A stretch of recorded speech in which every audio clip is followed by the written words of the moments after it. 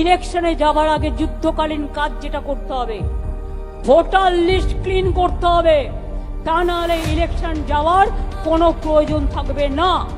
যেখানে যেখানে অনলাইনে সব করেছে, একটা এজেন্সিকে দিয়ে করানো হয়েছে। তারা কি করেছে? এদের অনলাইনের কারসাজিটা আপনাদের আমি দেখাচ্ছি। ফিল্ড সার্ভে করেনি, বাংলার লোক যাতে ভোট দিতে না পারে একই এপিক কার্ডে বাইরের লোকের নাম তুলেছে। একই এপিক নাম্বারে বাংলার ভোটারের যেখানে নাম আছে সেখানে হরিয়ানা, পাঞ্জাব, রাজস্থান, বিহার সব নাম ঢুকিয়েছে, রেলে করে নিয়ে আসবে। ওদের তো ভোট নেই। আবার মুর্শিদাবাদের ভোট তুলেছে নর্থ 24 পরগনায়, কারণ মুর্শিদাবাদের ভোট আগে হয়ে যাবে, ওগুলোকে নিয়ে আসবে নর্থ 24 পরগনায়, সাউথ 24 পরগনায়। আধার কার্ড কেলেঙ্কারি করেছে অনলাইন, দিল্লি থেকে করছে, ইলেকশন কমিশনের অফিস থেকে বসে। এই করে দিল্লিকে হারিয়েছে, এই করে মহারাষ্ট্রকে হারিয়েছে। ওরা এই খেলাটা ধরতে পারেনি। আমি কিন্তু আপনাদের রহস্যটা উন্মোচন করে দিলাম। বিজেপি সরকার যেটা বলছে, বিজেপি সরকারই হারিয়ে যাবে, তৃণমূল জড়াফুল আবার জেগে উঠবে, বিপুল ভোটে জেগে উঠবে, বিজেপি হারিয়ে যাবে, বিজেপিকে খুঁজে পাওয়া যাবে। বৃহস্পতিবার নেতাজি ইন্দোর স্টেডিয়ামের সভা থেকে ভুতুড়ে ভোটার নিয়ে কড়া নির্দেশ দিয়েছিলেন তৃণমূল সুপ্রিমো মমতা বন্দ্যোপাধ্যায়। তিনি স্পষ্ট ভাষায় উল্লেখ করেছিলেন, ভোটার লিস্ট ক্লিন করতে হবে, একজনও ভুতুড়ে ভোটার রাখা যাবে না। আর এই কাজ করার জন্য দলের কর্মীদের সময়সীমাও বেঁধে দিয়েছেন মমতা বন্দ্যোপাধ্যায়। এই কাজে কোনো গাফিলতি হলে কড়া পদক্ষেপ করা হবে বলে হুঁশিয়ারি দিয়েছেন তিনি। কারণ 2026 সালের বিধানসভা নির্বাচনের খেলায় দলীয় কর্মীদের আরো জোরে বল মারার নিদান দিয়েছেন তৃণমূল সুপ্রিমো। এবার ওয়ার্ম আপ শুরু হয়ে গেল। ভুতুড়ে ভোটার খুঁজতে এবার পথে নামলেন সোনারপুর উত্তর বিধানসভা কেন্দ্রের খেয়াদা 2 নম্বর গ্রাম পঞ্চায়েতের 2 নম্বর বুথের সভাপতি অনন্ত মণ্ডল এবং খেয়াদা 2 নম্বর গ্রাম পঞ্চায়েতের সদস্য সুপ্তারা মণ্ডল।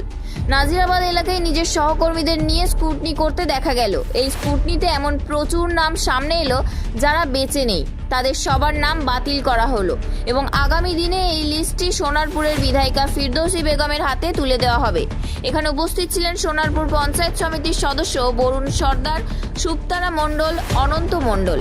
অনন্ত মণ্ডল আমাদের প্রতিনিধির মুখোমুখি হয়ে জানালেন, আমরা আমাদের সহকর্মীদের নিয়ে বাড়ি বাড়ি গিয়ে স্কুটনি করব, তালিকায় যাদের নাম আছে তারা বেঁচে আছে কিনা সেটাও যাচাই করতে হবে। এবং আরও কি জানালেন শোনাবো আপনাদের।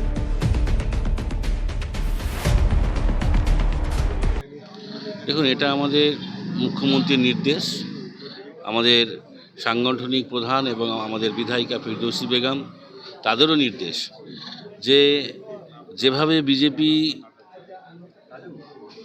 মহারাষ্ট্র থেকে শুরু করে, হরিয়ানা থেকে শুরু করে এবং সদ্য দিল্লি যেভাবে রাজ্যগুলোকে দখল করলো, তো আমাদের দলের যে অন্তর্দলীয়ভাবে যে তদন্ত, সেই তদন্তে এর ফলাফল হিসেবে আমরা দেখতে পাচ্ছি যে প্রচুর ভুতুড়ে ভোটারের ওইখানকার ভোটার লিস্টে নাম তুলে তারা রাজ্যগুলোকে দখল করেছে।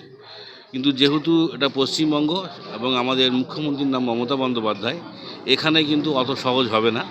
আমাদের কর্মীরা অত্যন্ত প্রহরীর মতন সবসময় সজাগ। আমাদের সেই অনুযায়ী, দলের নির্দেশ অনুযায়ী আমরা ভোটার লিস্টের তন্ন করে একদম চিরুনি তল্লাশি করে দেখছি। প্রত্যেকটা পাড়ার মানুষের সঙ্গে আমরা সংযোগ রেখে প্রত্যেক বাড়িতে গিয়ে ডোর টু ডোর গিয়ে তাদের ভোটার কার্ড, তাদের নাম্বার, এপিক নাম্বারটা মিলিয়ে ভোটার লিস্টের সঙ্গে মিলিয়ে আমরা দেখছি। যা ভুতুড়ে ভোটার থাকবে আমরা তাদের ব্যবস্থা করব। দেখুন, এগুলো তো একটা বিজেপির চক্রান্ত। তো যতই যাই করুক না কেন, নেত্রীর নাম মমতা বন্দ্যোপাধ্যায়, মুখ্যমন্ত্রীর নাম মমতা বন্দ্যোপাধ্যায়। তো এখানে ওই সব জিনিস করেও কোনো পার পাবে না। এবং যেভাবে তৃণমূলের সকল কর্মীরা সজাগ থেকে কাজগুলো করছে, অত সোজা হবে না। 2026-এ ভোট, আগের বারের রেকর্ড ভেঙে আবার আমরা আসব। এটা আমাদের মমতা ব্যানার্জি যে মুখ্যমন্ত্রীর নেত্রী যেভাবে আমাদের বলছে, এবং আমাদের উত্তর বিধানসভার ফিরদৌসী বেগম, আমাদের সাংগঠনিক প্রধান নজরুল আলী মণ্ডল, ওনাদের নির্দেশ অনুযায়ী আমাদের এই কাজে নেমেছি। আমরা সব কর্মীদের নিয়েই নেমেছি। আর আমরা চাই সব কর্মীরা একসঙ্গে মিলে মিশে প্রত্যেক বাড়িতে গিয়ে ডোর টু ডোর করে তদন্ত করে ভোটগুলো বের করব, এবং যেগুলো মারা গেছে সেগুলো বাদ দেওয়া হবে, এবং যেগুলো মানে ভুয়া ভোট সেইগুলোকে আমরা চিহ্নিত করব। এই নির্দেশ নিয়ে আমরা মানুষের সঙ্গে সংযোগ রাখার চেষ্টা করছি, যাতে আগামী 26-এ আমরা বিপুল ভোটে জয়লাভ করতে পারি। এবং 26-এ যে জয়লাভ করব দিদির নির্দেশ মতোই আমরা চলছি। আমরা দলীয় কর্মীদের নিয়েই করছি, সবাইকে নিয়েই, কারণ ডোর টু ডোর না করতে গেলে দলীয় কর্মীরা না থাকলে সবাইকে চিহ্নিত করা যাবে না।